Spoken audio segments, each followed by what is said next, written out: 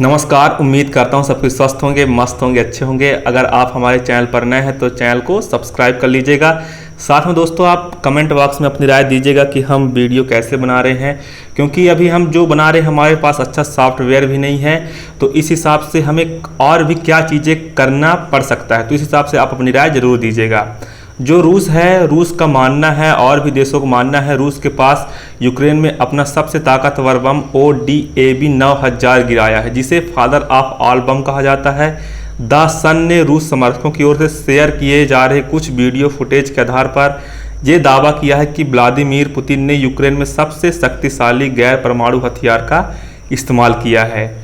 जो गैर परमाणु हथियार का इस्तेमाल किया है, वीडियो में आग का गोला और धुएं का गुब्बारा देखा गया। इस आधार पर भयावह बम के इस्तेमाल की बात कही जा रही। ऐसा लग रहा है कि ODAB 9000 बम गिराया गया है यूक्रेन पर, जिसकी चर्चाएं काफ़ी तेज़ी से फैल रही है। साथ में देखा जाए द सन के अनुसार रूसी टेलीग्राम साइटों पर पुतिन समर्थक जेट चैनल्स की ओर से साझा किए गए वीडियो में यूक्रेन के खार्किव क्षेत्र पर घातक ODAB 9000 गिराने की बात कही है। यूक्रेन या रूसी अधिकारियों ने इसकी पुष्टि नहीं की है और इसका इस्तेमाल किया गया बम वास्तव में ODAB 9000 था। वास्तव में ODAB 9000 ही बम था। साथ में यूक्रेन में रूस की ओर से खतरनाक बम के इस्तेमाल पर जो एक्सपर्ट है कई भागों में डिवाइड हो गए हैं। एक्सपर्ट का मानना है कि पुतिन अपने शस्त्रागार के शक्तिशाली हथियार को बिना वजह एक खाली क्षेत्र में नहीं गिरा सकते हैं।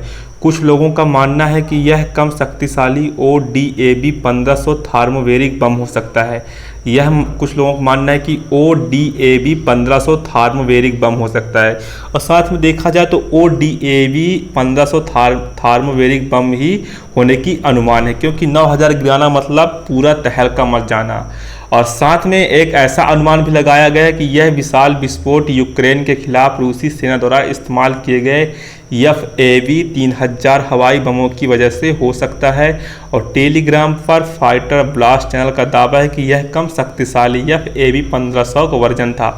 जो कम शक्तिशाली है, जो कम पावरफुल है, वह है FAV 1500 वर्जन, ऐसा अनुमान लगाया जा रहा है। जो रूस और यूक्रेन का वार है, आप तो जानते हैं यह 2.5 साल से ज़्यादा हो चुके हैं, 2 वर्ष से भी ज़्यादा हो चुके हैं। अभी तक इसका कोई परिणाम नहीं निकला है। जो वर्ल्ड लीडर हैं, वर्ल्ड लीडर एक दूसरे देश की दौरा कर रहे हैं, शांति का प्रस्ताव ला रहे हैं, लेकिन दोनों देशों के बीच सहमति बनते नज़र नहीं आ रही है।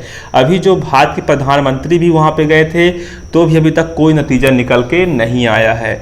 बम के इस्तेमाल करने पर एक सवाल ये भी है कि अगर ODAB 9000 को गिराने के लिए यूक्रेन के ऊपर विशेष जेट की उड़ान भरने की ज़रूरत होगी और इसे TU-160 और TU-95 या TU-22 M3 से जैसे रूसी रणनीतिक बम वर्षक से गिराया जा सकता है। इनमें से किसी भी जेट को हाल के दिनों के में क्षेत्र में नहीं देखा गया। जो उनके जो जेट हैं TU-160, TU-95, TU-22 M3।